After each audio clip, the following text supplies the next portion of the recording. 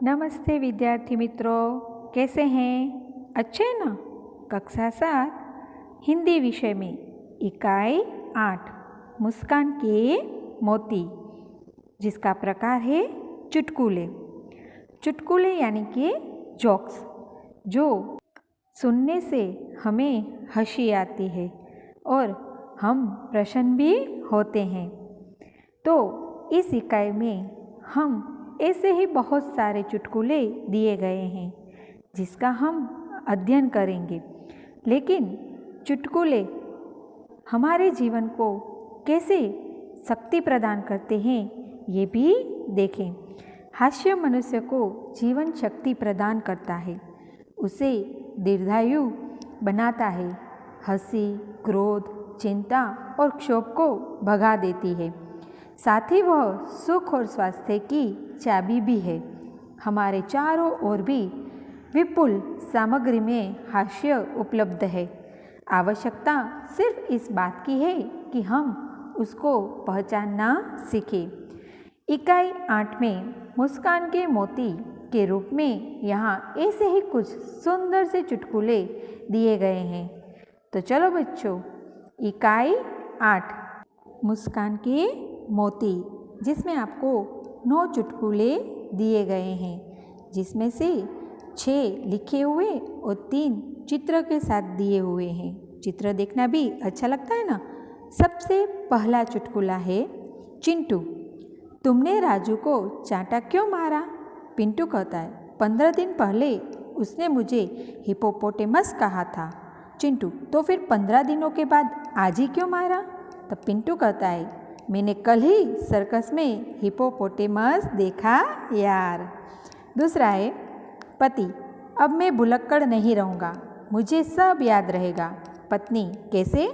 पति, देख मैं एक नई किताब खरीद कर लाया हूँ जिसका नाम है याद रखने के 1000 तरीके। पत्नी कहती है, हाय राम, यह किताब तो आप 10वीं बार ले आए। तीसरा है भिखारी, 1 रुपया दे दो साहब। भरत, कल आना। भिखारी, कल आने के चक्कर में इस मोहल्ले में मेरे लाखों रुपए फंसे हैं। आगे है शिक्षक, रमेश, 50 में से कितने कम करने से 5 बचेंगे? रमेश कहता है, गुरुजी 0 निकाल दीजिए। अच्छा लगा ना। आगे है सुशील, मेरे पिताजी जब माचिस की डिबिया खरीदते हैं तो सारी तिलियां गिनते हैं कि कहीं कम तो नहीं। गीता कहती है, मेरे पिताजी माचिस की डिबिया खरीदते हैं तो सारी तिलियां जलाकर देखते हैं कि कोई तिली खराब तो नहीं है ना। आगे है सुरेश कहता है, यह टायर कैसे पंचर हो गया? महेश कहता है, एक कांच की बोतल पर चढ़ गया था। सुरेश कहता है, क्या तुम्हें बोतल नहीं दिखाई दी? महेश कहता है, क्या बताऊँ यार, वह तो उस आदमी को जेब में थी जो मेरी कार के नीचे आ गया। तो आगे आपको चित्र है कि आपके जूते बाहर निकालिए। तो आप देख सकते हैं, क्या लगता है? हाँ, एक व्यक्ति सूचना का पालन करने हेतु दर्शन करके नया तरीका ढूंढ लिया। दूसरा भी ऐसा ही रावण है कि मेरे सिर पे दर्द है पर पता नहीं चल रहा कि सिर में कौन से सिर में दर्द है। डॉक्टर कहता है क्योंकि 10 सिर वाला था। आगे है हाथी पर शीर्षासन करते मनुष्य को आपने इस चित्र में देखा। अब हाथी की बारी। हाथी मनुष्य के सिर पर शीर्षासन करना चाहता है, तो हाथी की इच्छा पूर्ण कीजिए और बताइए ये कैसे होगा। जरूर लगे तो इस चित्र को क्या कर दीजिए, उल्टा। हो गया ना। तो बच्चों, जोक सुनना अच्छा लगा ना चुटकुले में? तो यह चुटकुले आप बहुत सारे बना सकते हैं। तो अभ्यास और स्वाध्याय में भी ऐसे ही चुटकुले दिए गए हैं। अभ्यास में पहला प्रश्न है, इकाई में दिए गए चुटकुलों को 2-2 की टुकड़ी में अभिनय के साथ प्रस्तुत कीजिए। तो आप अभी घर पर है तो आप अपने मित्र के साथ यह कर सकते हैं। प्रश्न 2 है, आपने सुने हुए मज़ेदार चुटकुले सुनाइए। तो यह आप अपने मित्र को सुनाएंगे। आगे है प्रश्न 3, जो अभ्यास और स्वाध्याय दोनों के प्रश्न 3 एक समान हैं, तो हम इन दोनों का अध्ययन एक साथ ही करेंगे। तो चलो बच्चों, स्वाध्याय का प्रश्न 3 और अभ्यास का प्रश्न 3 जो है, उदाहरण के अनुसार एक शब्द रखकर चुटकुला बनाइए। पहला, शिक्षक कहते हैं हेतल मिठाई नहीं खाती, इसमें हेतल क्या है? तो छात्र है वह कहता है मूर्ख। माँ, बेटा घर में कुत्ता कैसे आ गया? बेटा कहता है मुझे मिलने। दुकानदार, आप कब से खड़े खड़े चीज़ों को देख रहे हैं, आपको क्या चाहिए? तो ग्राहक है वह कहता है मिठाई की खुशबू। न्यायाधीश, बैंक का दरवाज़ा तोड़ने का कारण बताओ। तो चोर है वह कहता है बैंक का दरवाज़ा बंद था इसीलिए। एक भुलक्कड़ आदमी अपने इलाज के लिए अस्पताल गया और अपनी भूल जानने की बीमारी के बारे में बताया। डॉक्टर कहते हैं यह आदत आपको कब से है? तो आदमी कहता है आप जाने। स्वाध्याय में पहला है मालिक, तू बहुत बड़ा गधा है। नौकर कहता है ऐसा कहकर मुझे शर्मिंदा न करे मालिक, बड़े तो आप है। पतली गली में दो आदमी आमने सामने आ गए। पहला आदमी कहता है हटो बीच में से, मैं किसी गधे को रास्ता नहीं देता। दूसरा आदमी कहता है पर मैं तो गधे को पहले जाने देना चाहता हूँ। आगे है न्यायालय में दो वकील। पहला कहता है तू गधा है। दूसरा वकील कहता है तू तो बड़ा गधा है। पहला वकील तू बहुत बड़ा गधा है। तो न्यायाधीश कहते हैं ऑर्डर ऑर्डर, आपको ध्यान रखना चाहिए कि मैं भी गधों का न्यायाधीश नहीं हूँ। आगे लड़का, मैं आपकी बेटी से शादी करना चाहता हूँ। लड़की का पिता, मैं नहीं चाहता कि मेरी बेटी किसी गधे के साथ रहे। लड़का, जी मैं भी यही चाहता हूँ, इसीलिए तो शादी करना चाहता हूँ। आगे योगेश से वह कहता है इस गधे को लेकर कहाँ जा रहा है? रमेश कहता है देखता नहीं यह गधा नहीं कुत्ता है। योगेश, यार तू चुप कर, मैं कुत्ते से ही कह रहा हूँ। सामने से गधे को आते देखकर पति कहता है देखो तुम्हारे रिश्तेदार आ रहे हैं। पत्नी, जी हाँ रिश्तेदार तो है ही, पर हुए तो आपसे शादी करने के बाद। आगे है स्वाध्याय में प्रश्न 2 जिसका अध्ययन करेंगे। भाषा बातचीत का एक माध्यम है। भाषा की कई सारी विशेषताएं हैं। कब, कहाँ, कैसे शब्दों का प्रयोग करना चाहिए, यह भी भाषा की एक विशेषता है। कभी कभार एक ही शब्द के अनेक अर्थ होते हैं। जब आप कुछ कहना चाहते हैं और सामने वाला उस शब्द का दूसरा अर्थ समझता है, तब भी हास्य का पिटारा खुल जाता है। आइए भाषा की ऐसे कुछ शाब्दिक अभिव्यक्ति और उसके गलत अर्थ ग्रहण को समझने का प्रयत्न करें। शब्द को पढ़ें और उसके अर्थ भी समझें। सबसे पहले आपको दिया गया है निम्नलिखित शब्दों को पढ़िए और समझिए। पहला, सोना यानी कि धातु, और दूसरा अर्थ होगा निद्रावस्था यानी कि सोना, जो सोने की चीज़ें हम पहनते हैं वो है, और दूसरा है वो है निद्रावस्था जो हम सो जाते हैं। दूसरा आपको दिया है बस। एक बस यानी कि जो वाहन होता है जिसे हम कंट्रोल में रखना चाहते हैं, उसे भी हम कहते हैं बस। उत्तर यानी कि एक उत्तर तो जवाब और दूसरा उत्तर तो उत्तर दिशा। आगे है कर।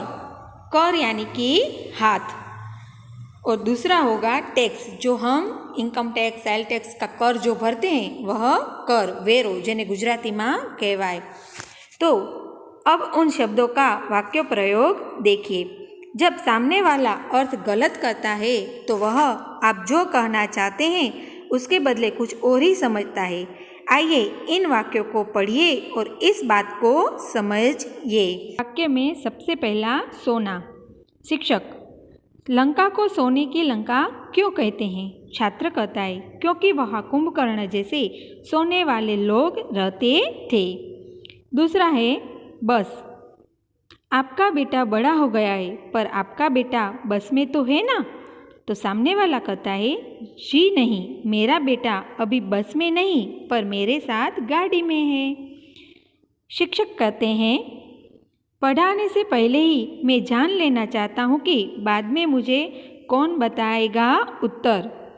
विद्यार्थी बाद में क्यों, मैं अभी बता देता हूँ। देखो आपके ठीक दाएं हाथ की ओर है उत्तर है। शिक्षक कहते हैं सरस्वती के कर में क्या है। छात्र कहता है जी कुछ भी तो नहीं, देवी देवताओं पर कर लागू नहीं होता। तो बच्चों आपने देखा ना कि एक ही शब्द के वाक्य जब हम बनाते हैं तब जैसा वाक्य बनता है वैसे अर्थ बन जाते हैं। कहना कुछ चाहते हैं और समझते कुछ है। आगे है स्वाध्याय का प्रश्न 4। निम्नलिखित कहानी पढ़कर उनमें से अलग अलग 7 शब्द चुनकर उसे शब्दकोश के क्रम में रखिए। आपको एक छोटी सी कहानी दी गई है, आपको इसमें से 7 शब्द चुनने हैं और उन चुने हुए शब्द को शब्दकोश के क्रमानुसार रखना है। यह तो आसान है। कहानी क्या है? एक कुत्ते ने एक खरगोश को देख लिया, शिकार के लिए उसके पीछे दौड़ा। खरगोश भी अपने प्राण बचाने के लिए तेजी से भागा। कुत्ता बराबर उसका पीछा करता रहा। अंत में उसकी सांस फूल गई। थक हार कर उसने खरगोश का पीछा करना छोड़ दिया। तब भी एक चरवाहे ने उसकी ओर देखकर ताना कसा। एक छोटे से खरगोश ने दौड़ में तुम्हें पछाड़ दिया। कुत्ते ने तपाक से जवाब दिया, महाशय मैं अपने पेट के लिए दौड़ रहा था, वह अपने प्राणों के लिए दौड़ रहा था। सचमुच जीत के कई कारण होते हैं। तो इसमें से आपको कोई 7 शब्द चुनते हैं, जैसे कि कुत्ता, खरगोश, फिर सांस, शिकार, चरवाहा, दौड़, जीत। जिसका शब्दकोश के क्रम में लिखने से सबसे पहला शब्द होगा कुत्ता, उसके बाद खरगोश, फिर चरवाहा, उसके बाद जीत, फिर दौड़, शिकार और अंतिम शब्द होगा सांस। तो आपको यह तो आसानी से आ जाएगा। उसके बाद है योग्यता विस्तार, जिसमें आपको एक कविता दी गई है कि निम्नलिखित हास्य कविता का पठन कीजिए। इतिहास की परीक्षा के इतिहास की परीक्षा थी, उसमें एक कविता थी। मैंने लिखा पानीपत का दूसरा युद्ध था सावन में, जापान जर्मनी बीच हुआ 1857 में। लिख दिया महात्मा बुद्ध महात्मा गांधी जी के चेले थे। गांधी जी के संग बचपन में वे आँख मिचौली खेले थे। राणा प्रताप ने गौरी को केवल 10 बार हराया था। अकबर ने हिंद महासागर अमेरिका से मंगवाया था। महमूद गजनवी उठते ही 2 घंटे रोज नाचता था। औरंगजेब रंग में आकर औरों की जेब काटता था। इस तरह अनेकों भावों से फूटे भीतर के फव्वारे। जो जो सवाल थे याद नहीं, वे ही पर्चे पर लिख मारे। हो गया परीक्षक पागल सा, मेरी कापी को देख देख। बोला इन सब छात्रों में बस होना है तू ही एक। औरों के पर्चे फेंक दिए, मेरे सब उत्तर छांट लिए। 0 नंबर देकर बाकी के सारे नंबर काट लिए। यह हास्य कविता का निर्माण किसने किया है? ओम प्रकाश आदित्य। तो बच्चों आपने देखा ना कि एक छात्र ने इतिहास की परीक्षा में कैसी कैसी काव्य लिखी थी और उसमें क्या क्या लिखा था, और अंत में यह भी लिखा है कि परीक्षक ने यानी कि जिसने पेपर चेक किया उसने उसकी कॉपी को देख देख बहुत सारे छात्रों को बताया और सब अंक बाद कर सिर्फ उसे कितने मार्क्स दिए? 0 मार्क्स दिए। तो इस हास्य कविता में से भी आपको प्रश्न पूछे जा सकते हैं। जैसे कि पहला प्रश्न कि पानीपत का युद्ध कब और किसके बीच हुआ था? तो पानीपत का युद्ध जापान और जर्मनी के बीच 1857 में हुआ था। दूसरा प्रश्न है, राणा प्रताप ने गौरी को कितनी बार हराया था? तो उत्तर होगा 10 बार। मोहम्मद गजनवी उठते ही कितने घंटे नाचते थे? उत्तर होगा 2 घंटे। आगे, रंग में आकर औरों की जेब कौन काटता था? उत्तर होगा औरंगजेब। उसी तरह परीक्षक ने छात्र को कितने नंबर दिए? 0। तो इस तरह इस हास्य कविता में से आप 5 से 6 प्रश्न बनाकर अपनी नोटबुक में लिखेंगे। आगे बारी है गृह कार्य की, जिसमें आप लिखेंगे चुटकुले, कोई भी 4 पुस्तक में दिए गए हैं उसी में से। फिर अभ्यास में आप सिर्फ प्रश्न 3 लिखेंगे। स्वाध्याय में प्रश्न 2, प्रश्न 3 और प्रश्न 4, और योग्य विस्तार में कविता भी लिखनी है और उस कविता में से 5 प्रश्न बनाकर लिखने। अस्तु।